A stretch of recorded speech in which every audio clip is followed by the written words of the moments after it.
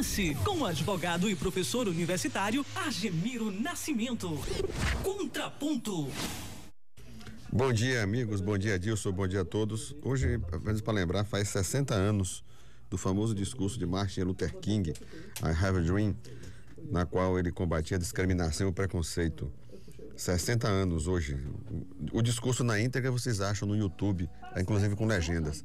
É um dos mais belos discursos contra a discriminação e a segregação racial do Dr. King, como é chamado nos Estados Unidos, o grande Martin Luther King. Vamos ao conversa de hoje. O voto de Zanin às gramas da maconha. Mais uma vez volto a abordar a votação no STF sobre a quantidade de maconha que pode ser portada e não configurada como tráfico. Ainda perdura um festival de bobagens ditas sobre o tema de pessoas que insistem em afirmar que o tribunal está liberando o uso de drogas.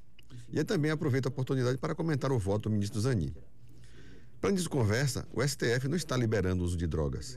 Quem afirma isso está desinformado.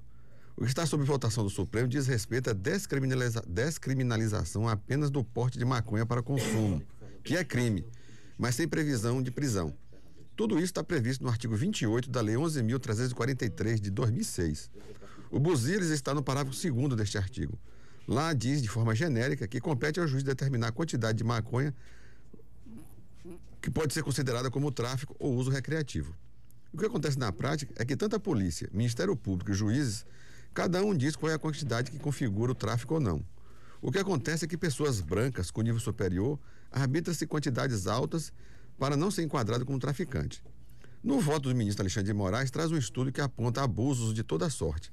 Foi feita uma jurimetria com mais de 1,2 milhões de casos de 2003 a 2017.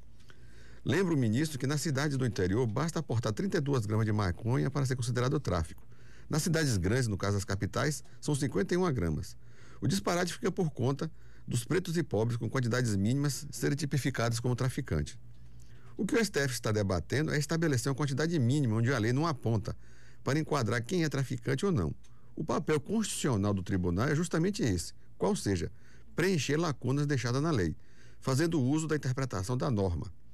Quando este vazio é deixado ao arbítrio das autoridades, observa-se que as injustiças sobram. O preconceito surge e os mais pobres e pretos são os que mais sofrem com esta discricionariedade. Se quiserem compreender com detalhes, leia o voto do ministro Alexandre de Moraes, que está na página do tribunal. Ele aponta com minúcias por que se deve estabelecer uma quantidade mínima de maconha para não tipificar uma conduta como traficante. Observa-se que há divergência no plenário qual seria a quantidade mínima. Um aponta 30 gramas, o outro 100 gramas. Ao estabelecer o quantitativo, não se está o STF legislando, como alguns afirmam. É atribuição constitucional do Supremo interpretar as normas e preencher as lacunas deixadas na lei. E isso acontece com grande frequência. Somente despertou atenção porque se trata de uma lei que aborda o tráfico de drogas. Outro ponto importante: o resultado do julgamento somente vale para a maconha. Nenhuma outra droga será abrangida pela decisão. Não vai ter liberação geral. E um dado interessante é que não existe um só estudo científico que aponte que o uso da maconha é porta aberta para o uso de outras drogas. Isso é uma falácia. Não existe nenhum estudo médico, biológico, científico, sociológico nenhum. Tanto é verdade que a Casa Branca, lá nos Estados Unidos, em 1972, apontou ser falsa a tese de que o uso da maconha seria porta de entrada para outras drogas pesadas. Nesta série de discussões, o que se destacou foi o voto do ministro Zanin. Ele deixou os progressistas irritados e aplaudido pelos conservadores mais atrasados. Ele reconheceu que existe o problema da arbitrariedade quando se quantifica o montante da maconha, mas acha que a mera descriminalização contraria a razão de ser da lei, pois, segundo ele, contribuiria para agravar os problemas de saúde relacionados ao vício. Com as devidas vênias, o voto é descabido e errático. Não ajuda no combate ao tráfico, pereniza a arbitrariedade das autoridades em estabelecer o que bem entender sobre o quanto de droga configura tráfico. E o pior, mantém nas cadeias e presídios, os pretos e pobres sem assistência jurídica e social.